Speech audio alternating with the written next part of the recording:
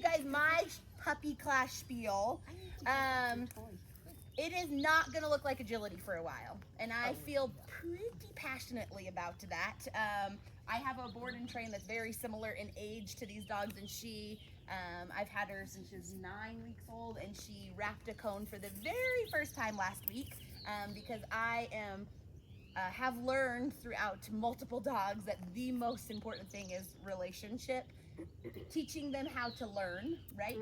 And a reinforcement system, I think, is such an undervalued tool. I want my dogs to, in an ideal world, work for toys, work for food, be able to switch between the two. I want them to have enough toy and food control that I can place rewards and trust that they will not go to the reward without being released to the reward.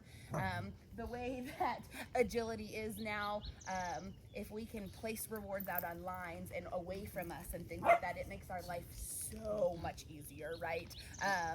So I am big into a reinforcement system is my huge thing right now. I want to know that I have control around food, I have control around toys, but I also balance that with I want drive for those things. I want them to want the toy, I want them to want the food, but I want them to have the impulse control to not go to those things unless I release them to where they've earned it, right? So I feel very strongly about that. And until we feel like we have a good reinforcement system, I don't think there's any point in doing any type of like agility, because you're just going to practice bad habits, right? I don't want to chase them with the toy. I don't want to have them not come to me when I call them. I don't want them to be taking obstacles and going and doing their own thing unless I tell them to. So I feel super strongly about that.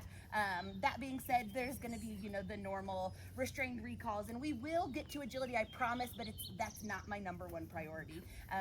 As most of you, it sounds like, are on the same page, the fact that they're good pets is most important, because at the end of the day, I have also dealt with dogs that can't do agility, and I still have to live with them, right? So I'm not in the rehoming group. I don't judge people who are, but at the end of the day, I want one that I can live with, because even if they're agility stars, it's such a small portion of what we do with them, right? Even people who their whole life revolves around agility, it's still such a small part of our lives with them, right? So I want them to be fun to live with. I want them to be easy to live with. So those are my number one goals. As far as online classes, like I said, I swear by the Shape Up program. I follow it pretty darn closely with my puppies, and add a little bit of my own stuff into it as well, things that I've found useful over the years, but I swear by the Shape Up stuff. I've also done Dave's stuff. His is pretty similar to Shape Up stuff. It was Jessica and Justine. They have split business-wise, so now it's Justine and Karen that do it, and still the same great content. But yeah, they're wonderful. She offers auditing or working spots. If you guys want to audit that class, I think that we can supplement it enough here that the working spot probably isn't necessary for most people. But it's wonderful, and she kind of, the way she lays it out is super clear. So I do like that kind of stuff.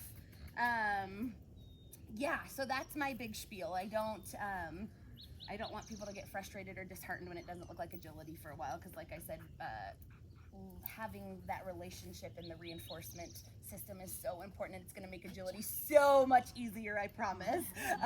And teaching these dogs how to learn is so important, and offering behaviors and wanting to work with me. I don't want you guys to have to chase these dogs around and beg for them to work with you.